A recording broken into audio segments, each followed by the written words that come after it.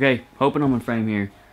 Really don't like how Sony cameras don't have the flip out screens like Canon does. So one thing I tend to get asked by like other people on YouTube or in comments and stuff like that is what kind of equipment I'm using. I wouldn't say my videos are amazing or anything like that, but I do get compliments sometimes about the image quality. Just for a quick disclaimer though, I'm not an expert. I don't even know how to use half of this stuff properly. I'm kind of working my way through it as I go. I definitely don't take this as the be all and end all of YouTube gear. On top of that, again, I'm kind of lucky to have some of the stuff I do have, so I definitely wouldn't say you need this stuff to start YouTube. This is just what I'm using for it at the moment. So rather than going in like a list of what's the most important thing to have, I'm just gonna kind of put my hand down and talk about whatever I pick up. Perfect example. So one of the things that really upped my YouTube game was when I bought a 600D. In other countries it's called like the T3i or the Rebel something something. It's one of these anyway, 600D. So it's kind of like an entry-level professional DSLR versus like you could get I think it's a 1000D. It can do a lot of what this can do, but it's just not quite there. In saying that, if you want to go further than this, you could get like the 5D, and that's like can do loads that this can't do. I think this is definitely the best one to go for in terms of like price versus value. It has like this flip out screen that you can kind of see yourself as you talk to yourself. A lot of people shoot themselves in the foot with it because they end up looking at the screen and not into the lens. The kit lens that comes with it is actually pretty good. It's like a little bit of zoom in there. It also has like image stabilization and autofocus. A lot of people will be like, oh, which camera should I get? The real important question is what lens you should get for your camera. I would say get the 600D, but the most important thing you can put the money into really is trying to get a better lens. The kit lens will do you for a while. The cheapest lens you can get for Canon is the 50mm 1.8. So I got this cheap 50mm lens thinking it would totally up my game, and it definitely had better image quality, but it's super cropped in because of the kind of sensor in its camera. So it was relatively unusable for the kind of things I was doing. I still recommend getting it because it's a really cheap, affordable lens. I don't have it on me at the moment. I gave a lens of it to someone. After getting the 600D, what really kind of upped my game again was I got this Sigma 30mm 1.4. Probably my favorite lens out of every lens that I talk about in this. I use it for all my walk and talk videos. There'll be a card popping up. You can go to my channel and look at just about any of my walk and talk videos, and it's probably on this lens. Even if I sell this camera and buy a better one, I'm never selling this lens, and it feels solid and it's cool. It's like big old thing. But yeah, that'll be the one thing that like ups my quality. This is worth the money more than the body. Just get yourself a camera body and put the money into the lenses. That's what I'd say. For microphones, the best one that everyone says to go for in general is, this is if you're doing like vlogging like I'm doing right now, is the Rode VideoMic Pro. There's a couple of video mics out there from Rode, and they're not all made equal. So I picked up this one when I first went looking for a microphone, and I thought it was the Rode VideoMic Pro, and it looked like it had this cool shock absorbing thingy, and it was really long. I don't know what it's like with all cameras, but when you use this with a Canon DSLR, it has the fucking worst audio hiss. You'll be recording and you can constantly hear this constant shh just under whatever you're saying. The denoiser you can use in Adobe Premiere doesn't get rid of it totally and makes your audio a little bit weird sometimes. I would definitely not recommend. Fuck you. I don't even know what the name of this one is, but I guess it's just a shotgun microphone. I would definitely not recommend it for vlogging. It might be good on like a boom pole or something. The microphone I'm using right now is the actual Rode VideoMic Pro. It's a bit shorter than that and it sounds a bit taller. It's about the same price as that one, and it's miles better. Just fucking miles better. If I'm doing a video and I'm willing to put the time into it and I want it to sound real crisp and cool, I'll use the Zoom H4n. So this is like a separate audio recorder. So you set your camera up and be talking, you have to like either like clap or like snap your fingers at the beginning while this is on and the camera's on, and you sync them up then in post. So the audio from this is put to the video from your camera. That's kind of a very basic rundown of using an external recorder. Like Rode video mics are way better for like doing stuff when you're out and about, or you need something real quick, you don't have time to sync up your audio and stuff. But if you're gonna put the time into something and you really wanna up the level of your videos just in general, this lad right here. You can also get the H1, I think, which it doesn't have these extra microphone ports in there.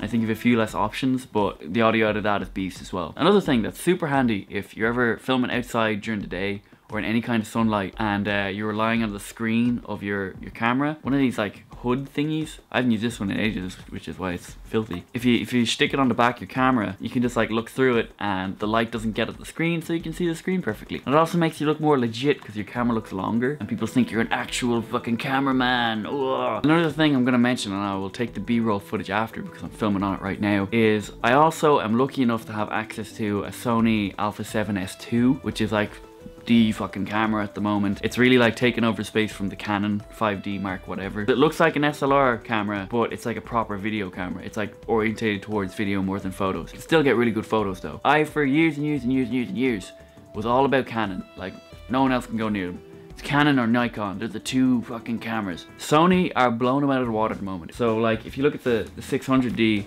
it's fairly like, while ergonomic, it's still pretty bulky. That's because it has another little mirror kind of thing in it that helps with autofocus. I'm very technical and I know my stuff, I know. Sony cameras just have this big electronic sensor. They don't have this other mirror, so they're way more compact. And even when I took this camera out of the box, I thought I'd gotten the wrong camera nearly because it was so compact. Like it was half the size of my Canon 600D, and yet it could do infinitely more. It can shoot in 4K and slow motion and fucking all the shit. It's just very expensive, and I'm very lucky to have access to it. I would not expect every second YouTuber to have access to one of these. I wanted to also be able to use my own camera, my 600D, which is Canon. And Canon and Sony use different kinds of lenses. I wanted to get two cine lenses that would mount onto a Canon, but would also mount onto a Sony camera. So I had to get a Metabones adapter for EOS to whatever Sony's mount is called. This sounds very boring, but it's actually kind of cool. There's a slight kind of like crop zoom thing that happens because the lens is a little bit further away from the camera, but it's still totally usable. The lens I'm shooting this on right now, I really like this lens. Long story short, I like this lens. It's a 35mm, I think it goes to 1.4. No autofocus ability in it or anything, which sometimes, the only problem with using this lens and this camera is that they're kind of like, they're professional level equipment. So there's a lot to learn with them, and I haven't learned half of it yet. So sometimes I'll get like an unreal looking video and I'll be so happy with it, and then the next time I use this camera and lens, it'll come out grainy and shit and blurry, and I don't know why. So even though I know that the A7S II is a better camera than my 600D, I wouldn't change the camera that I started off with. I would still go 600D and then eventually get an Alpha 7S II. Don't try and jump for the Alpha 7S II straight away, even if you can afford it easily. So something I've been trying to kind of get my head around lately is travel vlogging, and I don't really use much of any of this stuff for travel videos. I'm not actually able to bring my camera bag with me because I'm traveling so light. What I ended up doing was getting, it's kind of an older generation now camera. It's this little lad. It's a Sony A6000.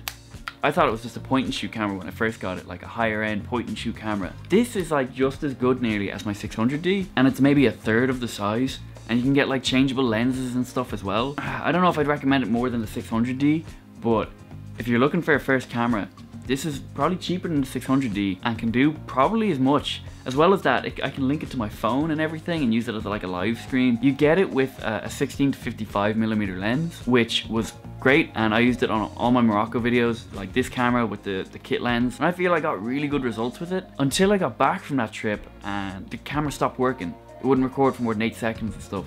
Couldn't figure it out. Brought it back in to get repaired. Turned out it was the lens. The electronics in the lens were fucking up the whole camera. So I gave the lens in to get repaired. Got it back, was working fine. This last trip that I took, it started happening again for no reason. But I ended up just by chance going into a camera shop in the fucking arse end of Europe somewhere. And I was like, I desperately need a lens. And he was like, I got just what you need. And he gave me a second-hand 16mm prime lens. So prime lenses can't zoom in and out. A lot of these lenses are primes. They're better for video, they give you better image quality, but they can't zoom. He gave me this little like 16mm lens. It's not the same color as my camera, which I was kind of pissed about. It let me do what I needed to do, and it's really wide angle. So it's pretty good for like catching the moment. You don't need to worry if you got anything in shot so much, especially if you're just like bam. On top of that though, there was this thing attached to it.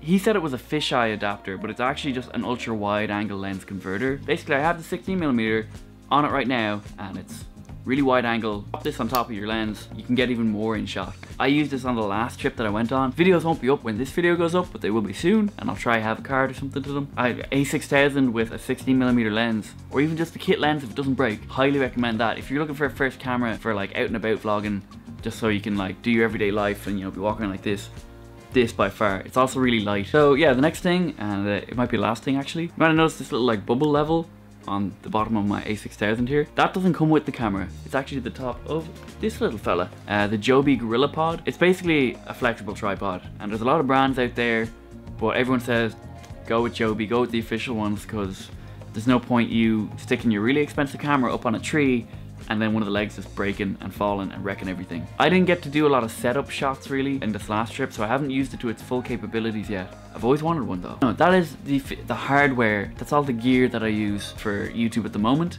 There's a couple of other little bits and pieces that I didn't really feel were worth noting. So if you have any questions about any of this stuff, let me know and I will do my best to answer them. If you like this video, you can hit the like button. If you want to see more videos, you can subscribe, blah blah blah. Hopefully this helped you out and was informative, and thanks so much for watching, guys.